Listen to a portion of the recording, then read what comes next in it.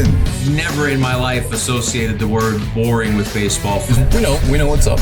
Me? Yeah. Famous? Yeah. And I'm like giddy over there smiling like, we're about to win this shit. Did everyone give you crap? Give me a good host story. I'm not picking it up. We both love the game. We talk about it every day. Can't get enough baseball. Having some popcorn, you're fooling around your phone. I'd have to wait in line for 3 hours. Hang on, because it's about to be a wild ride.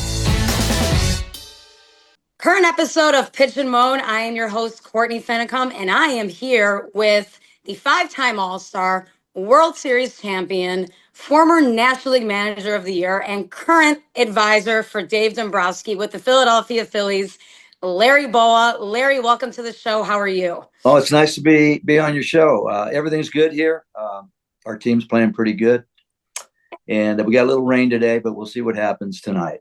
And I do see that you're already representing the Phillies on my podcast as we speak. You're wearing the hats. Is that right. The City Connect? Is that one of the City Connects? Yeah, it is. That's going over pretty good here. We wear it every Friday night. Like a softball uniform, but the more you see it, I just think it's a change. And the fans really like it. They got all kinds of apparel that they bring out on Friday nights, and it's sort of neat. Yeah, that has been an interesting little segue with these baseball teams. I'm in Chicago, and the Cubs and the White Sox both obviously have big ones. The Sox just came out with their second one, which is a Bulls collaboration, and it's gone over very well. I mean, it is shocking to see these alternate uniforms and fans just kind of taking to them. So it's cool that you're representing. Yeah, I like to show my swag out a little bit. So yeah, you always have been.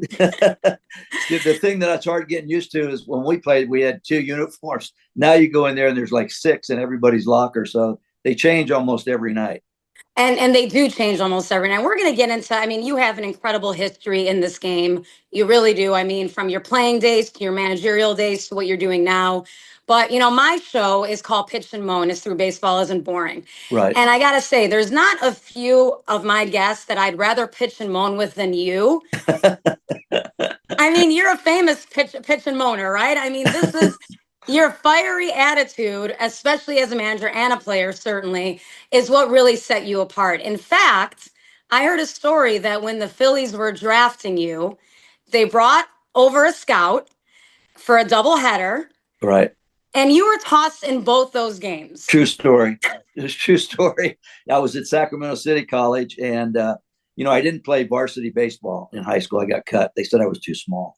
Wow. And I was playing in a summer league, and the scout for the Phillies saw me playing. He says, "Hey, I want you to come out for our team at the junior college." And I said, "I can't. What am I coming out there for? I couldn't even play high school ball." And he says, "Come on out. I'm going to give you a fair shot at making the team." And I went out, and little did I know the scout that was signed me, who was Eddie Bachman, had been watching me all summer, and he noticed that, hey, he's got some skills. So he said, he called the Phillies, and he says, "Hey, I got this kid in Sacramento. They got a doubleheader. They're starting their exhibition season. I'm going to go watch them." And then Paul Owens, who was general manager, says, "Okay, just give me an update, what you see, and we'll go from there."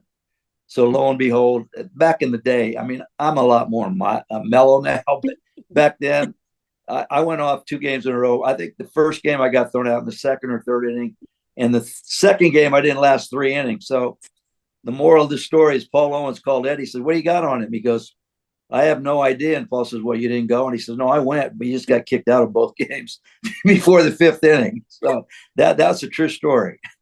Where do you have, certainly it all worked out for you at the end, but did you, and now you're a much younger man back then, did you regret oh man, I had a scout coming and I, let my temper get the best of me? Yeah. After it happened, my dad, who had played professional baseball, he got as high as AAA. He used to come out and watch me play and everything. And obviously when I got kicked out of both games, we go home and he let me have it, obviously. He says, "I understand the intensity." He says, "I was like that." He says, "But you can't do that if you want to play baseball. These scouts are coming to watch you. And it's not just your ability. They're looking how you act off the field." And so he sort of put me in my place there. And as you said, things turned out good for me. I was very lucky, blessed by the man upstairs. I came to the Phillies in a situation where they were rebuilding. And who knows, if it was a real good team, I might not ever play in the big leagues. But I was young, and they said, "Hey, let's go with this kid, let him play." And things sort of fell into place for me. Now, where does that fiery intensity come from? Is it because, you were told in high school, hey, you're undersized, you're not gonna, where does that mentality come from? I think I played with my whole career with a chip on my shoulder. The fact that I didn't get drafted, the fact that I didn't play high school baseball, the fact that everybody said you're too small.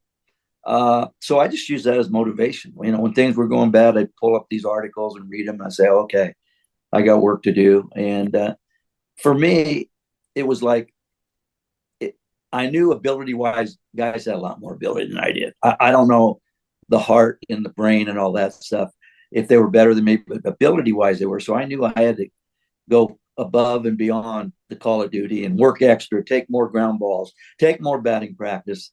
And eventually it paid off. When I first came up, I was known as a good glove. He could run, he's got a good arm, but he can't hit. Yeah. And of course, that label stayed with me. And I ended up getting over 2,000 hits, but it was through coaching, good coaches, my dad, work ethic. I got that from my dad and mom. It was one of those never quit attitudes. And I knew playing with a chip on my shoulder, I think sort of motivated me every game. Because when you play 162 games, which I played a lot, I didn't take too many days off. It wears on you, and you got to have something to keep you going. And of course, the fans in Philly, that's another level here. So, and they always embrace that chip on your shoulder. That really lives and breathes in Philadelphia. So you were sort of the quintessential Philadelphia player and manager. They love that in Philly. Well, it's a blue collar city, as you well know. And, yes. They like your uniform dirty. They like you to play hard every inning, 27 outs, 9 innings every day. And I never had a problem doing that. Even when I was growing up, my dad always said, play as hard as you can. You never know, it might be your last game. Yep. Don't leave anything on the field. And that's how I approached every game. And of course, the city of Philadelphia fell in love with that attitude. And like I said, finally in 80, we win a World Series, and the rest of it was history for me. That was the icing on the cake for my career, winning a World Series. And we're going to get into that shortly here, but I do want to call out your tremendous fielding. You won 2 Gold Gloves. Right. Won 2 Gold Gloves. Right. You worked your tail off winning those Gold Gloves. You mentioned your hitting. You finished 3rd in MVP voting. I did. You remember this? I know. Yeah. I know you remember this. I do. And you had a 689 OPS that year. I know it. It was not very good. But what? I think the fact that they recognize the things that I did on the field, like moving runners, playing good defense, stealing bases, scoring from first on secondary leads, all this came into play. And they saw our team. And I was one of the guys, of course, we had Mike Schmidt and Greg Luzinski and Steve Carlton and Pete Rose. Yes. We had a bunch of guys that were really, really good players. And I did all the little things. And I think back then, the writers recognized this. Now, that would never fly now because obviously the numbers are off the chart. They want you to hit home runs. They want you to get walks. Batting average doesn't mean anything anymore. Unfortunately. So, unfortunately. Very unfortunately. That's one of those things that I can't really fathom yet. But yep, same. The more I'm around these people, I sort of get where they're coming from. But I'm still old school. Give me guys that hit 300 and get on base. I'll take that every day. Same. And that's why, honestly, I look at your baseball profile as a player and I'm like, that to me, give me 9 guys of this all day long. Guys that are fundamentally sound, not a lot of strikeouts, good, right. Excellent fielding. That has really gone by the wayside in this current game. It's like you can strike out 125 times, but if you hit 35 home runs, you're right. good. Exactly. I'm like, I don't love that. And you know what? It's not bad to have 1 or 2 guys that do that, but when you have 6 or 7 of them, your lineup gets depleted quick. I try to tell these young kids coming up, just have a 2-strike approach, because the first thing they tell me, we want our A1 swing no matter what the count is. I'm saying that's almost impossible. When the count's 1 and 2 or 0 and 2, you have to alter your swing. You have to choke up a little bit. You have to spread out a little bit. And these young kids, hey, they're not stupid. They see what guys are paying them for doing, hitting home runs, walking, getting on base. And so they've been brainwashed, so to speak. Hey, if I want to be successful and make some money, this is what I got to do. But give me the guys like Ariz, who's with San Diego, guys that put the ball in play. Those guys, you don't want 9 of them, but you'd like to have 3, 4, 5 of those guys to set the table for the big boys. And I was in a perfect situation with the big boys hitting behind me, and I think Pete Rose led off and I hit second. So Yep.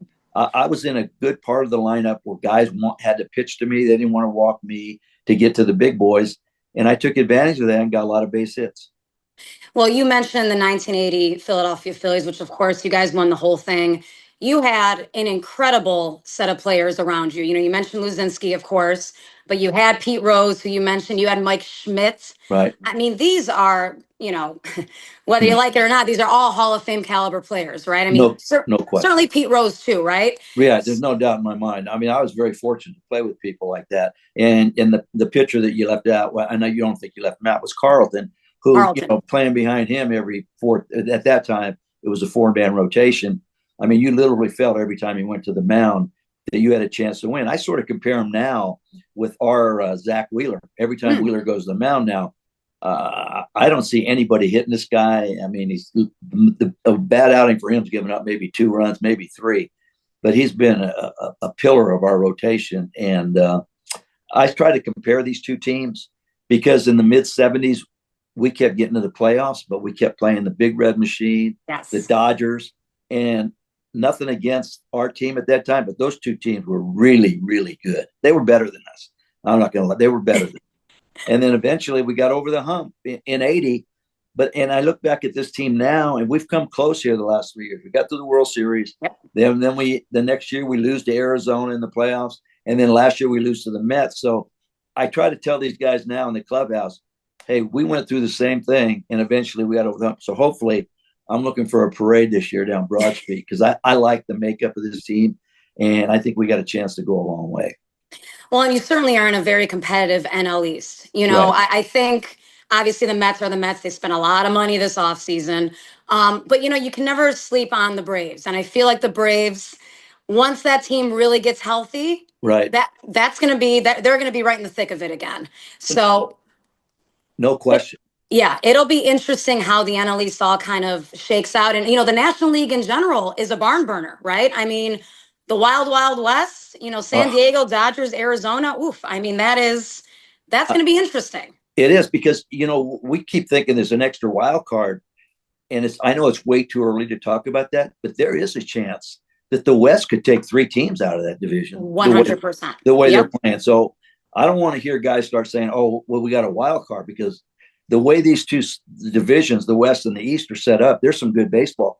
And as you stated, the Braves are starting to get healthy now. They started off terrible, and they still haven't had Acuna in there. And now they're starting to get their players back. Their pitchers coming around. Sale's starting to pitch better. Yep. They're close to 500. Maybe they might be. I think they're maybe 1 game under, but they're very close. Yeah, they're going to be. And the Mets aren't going away. So there's 3 good teams, and usually you have a team like Miami's going through a tough time right now, but the Nationals right now, I know they're not going to win the division, but they have some good young players. They're going to make it very difficult on teams that come in there and play them. So it's a very competitive division. I was talking to a scout last night, and he thought that the National League, there was more depth in the National League teams that are going to get to the playoffs than the American League teams. So it's going to be fun to watch this thing play out.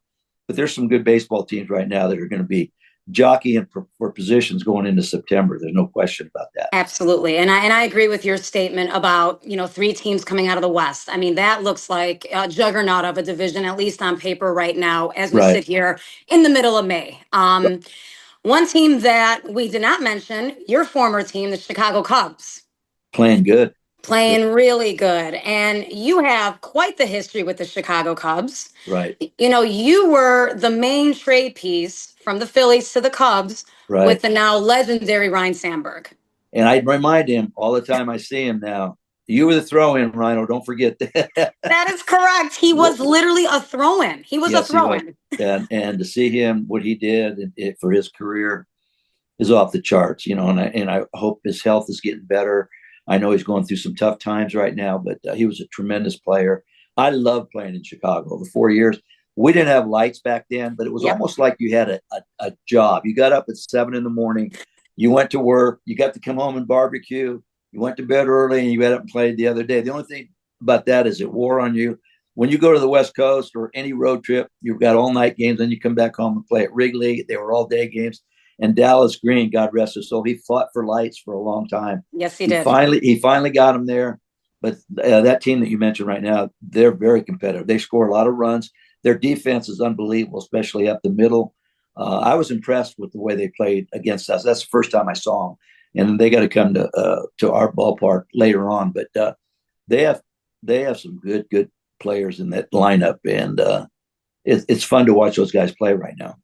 It is fun to watch. And, I'm a Chicagoan, and, and you know how this town works. When Yeah. we have a winning team, a team that's playing well, we embrace them, similar to Philly, and 1984, come on, you have crazy memories of 1984, right? Is unbelievable. Including the lights issue, the infamous lights issue at Wrigley Field with going to the World Series if the team made the World Series. Yeah, it was unbelievable. We had to go through all that red tape, though. I mean, how did the team respond when all that was going on? I mean, what was like the clubhouse like? What was the manager thinking? What was that vibe? Well, the vibe was great because, obviously at that time the Cubs hadn't really won a lot. And Right. Dallas came over from Philly and changed the culture of that clubhouse. We had Don Zimmer and Jim Fry were old school guys that were a manager and coach. So, but the city was electric the whole summer. I mean, when you went in, when I was a player, we went into Wrigley, it would be a nice crowd, but it wouldn't be anything like in '84. That place was packed every single day. And, to this day, when you go into restaurants or everything, they remember that '84 team because it was a long time coming.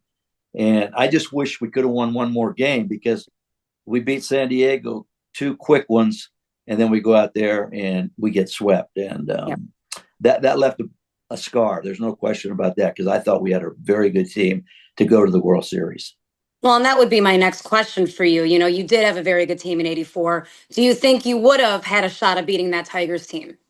I do. Yeah. I really thought we would have. Who knows? Hindsight being 2020, but the fact that I don't want to say we gave away one game in San Diego that really hurt, and I think that was a big turning point. And I take my hat off to San Diego. They could have come home and said, "Oh, we're down 0-2," because at that time it was the best out of 5. That's right. And all we had to do was win one game out there, and it just didn't happen. Yeah, and I mean that was again devastating to the city and to the Cubs. The fans have always wanted one because, like you said, they didn't win a lot. Finally won one in 2016, of course. Right. Now, as a former Cubs player, what was your reaction when they finally won in 2016? Were you thrilled? How did you feel? I was really happy for them because it's been a long time coming, obviously. But to see from the time Dallas Green took over, especially in '84, to see that ballpark, the way that there's my dog, but don't worry about that. He wants to join the podcast. Yeah, but to see that city come together like that is something I'll never forget. Yeah. And we were very proud to be part of that. And we sort of felt like that was the stepping stone for this team to head in the right direction. But I was very happy when they won the World Series. No question about that. Anytime a team overcomes that kind of drought and they win, I take my hat off to them. No question about that. Yep, I could not agree more. You mentioned Ryne Sandberg being a literal throw-in with your trade. He was your double play partner for the time when you were with the Cubs. Yes. Now, you mentioned joking with him about being the throw-in. Were you ever surprised when you found out, when you started to realize what kind of player Rhino was, or did you kind of already expect that this was going to be a damn good player? I knew he was going to be a good baseball player, but I'm not going to sit here and tell you I knew he was going to hit that many home runs and be a Hall of Famer. I thought he was going to be a steady player, goes out there every day, competes, always prepared to play. But he took it to another step. There's no question about that. His work ethic was off the charts. The fact that he's obviously in the Hall of Fame now. But to say he was going to hit that many home runs and do what he did, I can't sit here and tell you that. But I knew he was going to be a big league player for a long time. But again, hard work. When he first came up, he could not pull a baseball. He had everything to right field, right center. He was taught how to pull the baseball, and the rest is history, so to speak. And you, besides the Ryne Sandbergs, we mentioned you playing with Pete Rose. Did you keep in contact with Pete, throughout the years? Yeah. Were you guys in contact? Okay. I always, till he's passing. I mean, we did card shows. Yes. And it was a shame that he's never gotten into the Hall of Fame when he was alive. And I know what he did wasn't good. You can't bet on sports. Obviously, you can now. You can now. It's all over the TV and everything. Yes. But the fact that he got punished that long, I think looking back, if he could do everything over again, come out and say, hey, I made a mistake, they probably would have suspended him for a year and he would have been in the Hall of Fame. But he kept fighting it and fighting it. Yep. Eventually, he admitted it. But as we know, he passed away just recently. And there's rumors that they might lift that ban on him, but we'll see what happens there. And, it's a little bittersweet when you lift the ban and the guy is no longer with us. Ron Santo went through that, right? I mean, yes. It's very, very bittersweet. I guess it's nice for the family, but, a guy like Pete Rose, who, talk about a grinder that played day in, day out as hard as you possibly can, to not get that recognition is a little heartbreaking. Oh, and as great a player as he was unbelievable. I mean, you talk about intensity. I mean, it doesn't matter if the score was you're winning 10-0 or losing 10-0. He never gave away at bats. He played the game hard. He was a big piece of the missing puzzle for us when we got him. I think 79, and then of course in 80 we won the whole thing. But when he came into the clubhouse, it was like an extra boost for us. And of course Dallas Green took over as manager, and that was another jolt that helped us out a little bit. But looking back, I've been blessed playing with a lot of good players, believe me. And those guys make you better. Just being around them make you better. Now, let's quickly jump to your managerial career. You won the Manager of the Year in 2001. You managed Scott Rowland, who's a great player, of course, kind of a grinder player as well.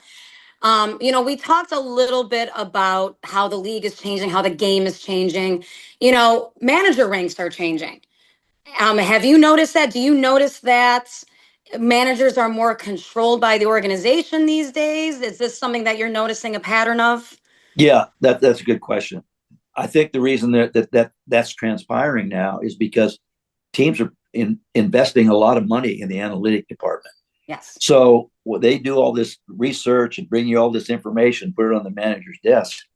And it's sort of, in my opinion, it takes away the human element for the manager because he's got this information. He knows the team's paying these guys a lot of money to do this.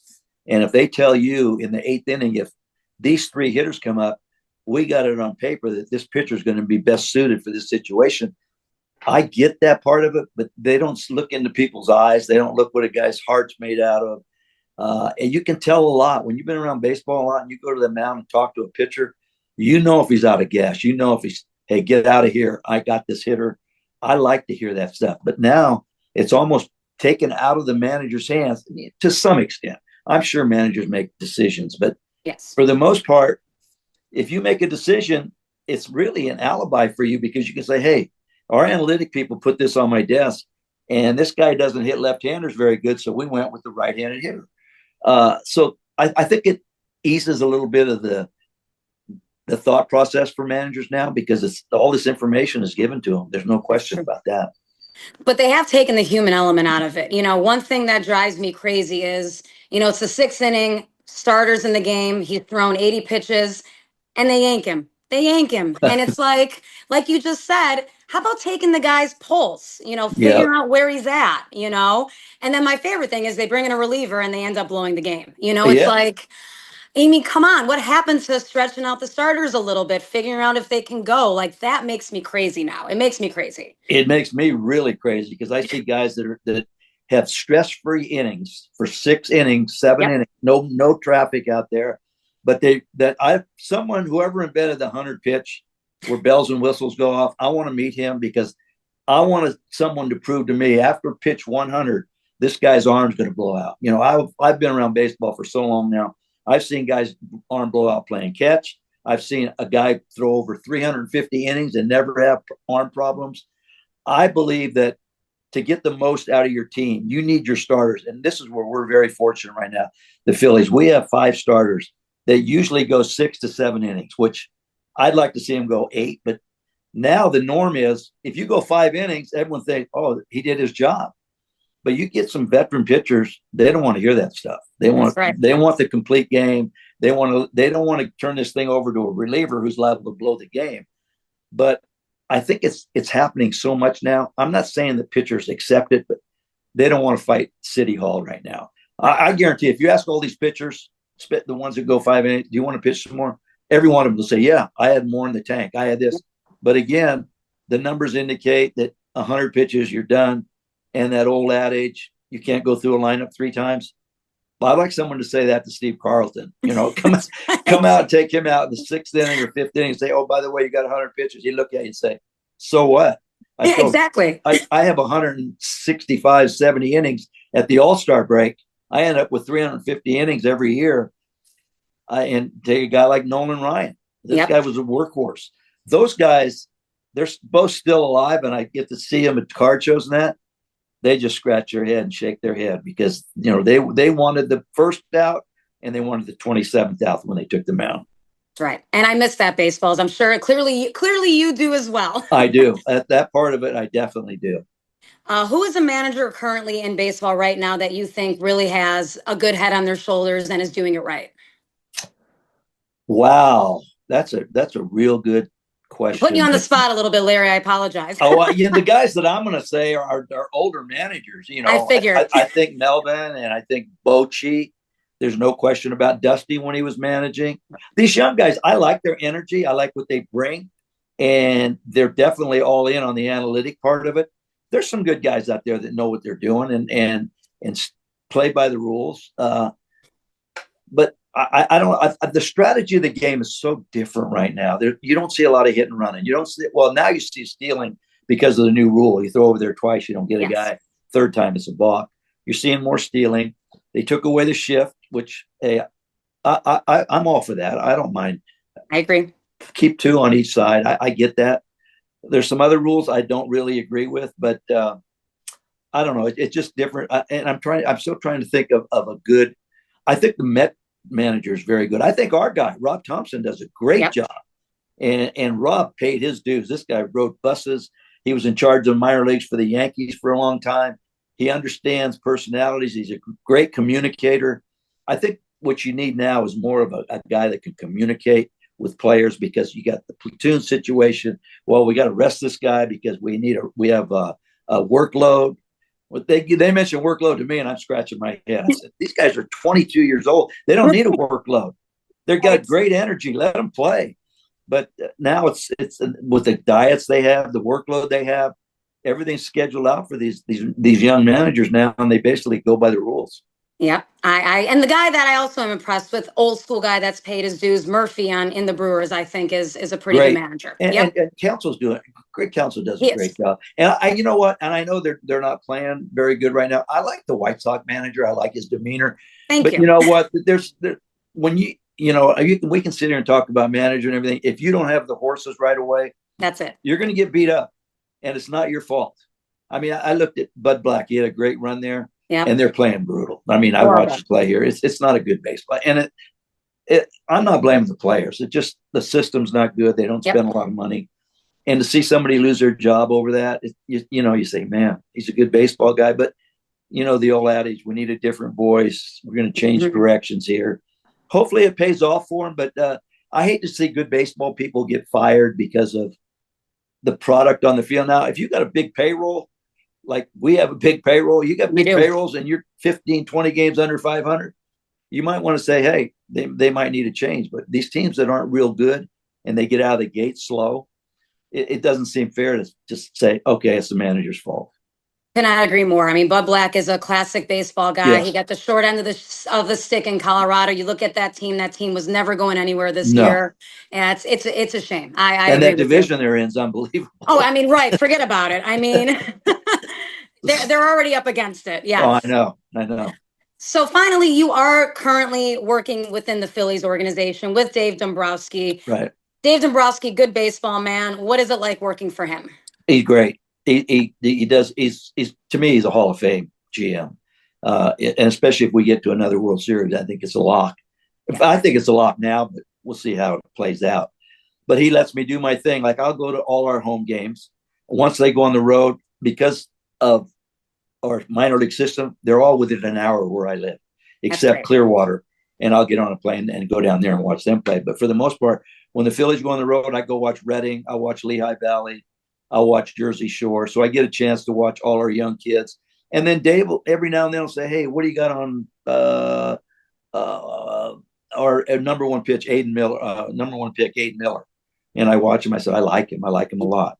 What do you got on Nick Abel? He's pitching really good for us down there. So I'll give my opinion, and whether he uses that information. One thing about Dave, he gathers information from people that he trusts, and he makes the final call, which that's how it's supposed to be. And I think that's why he's been so successful. Well, it sounds like you have a very passionate feeling about this Phillies team. We'll definitely obviously be paying attention. It's going to be a hell of a race down the line. And I got to tell you, Larry, you did not disappoint me with the pitching and moaning. I knew you'd be the perfect guest. Final question for you, because you seem like the kind of guy to answer this. Why is baseball not boring? Because I think on any given night, you can have a team that's 20 games under 500, and that pitcher goes out there and he has his A1 stuff. He can shut down a team like the Mets. He can shut down a team like the Phillies. Every day is different. And the other thing is, when you're in a slump in baseball and you're an everyday player, if you have the ability to turn the page after every game, you can't do nothing about yesterday. You can't do nothing about tomorrow. You got to concentrate on today. What can I do? I help us, the Phillies, win a baseball game. Is it stealing a base? Is it scoring from first on a double? Is it making a great play? Is it making a great pitch with the bases loaded? There's so many ways you can win baseball games. And I think that keeps people interested. The umpiring stuff right now is going to be in flux, I think. Yeah. I think you're going to see this thing transpire to another level next year. I think you're going to see the automated strike zone. I personally don't like it. I think umpires, they're human beings. They're going to make mistakes. Yep. What you want is a consistent umpire. A guy that calls the ball down by the knees a strike in the first inning and does it in the ninth. He might miss some balls that are up, but as a hitter, the pitch down today, I got to be swinging at. So I just think every day is different. Every team plays different. You see the Cardinals, they came out of nowhere. Now they've won 9 games in a row. Sure I watched them play when we went to St. Louis. They were okay, but I went, man, they're going to have tough trouble. And now I watched them last night.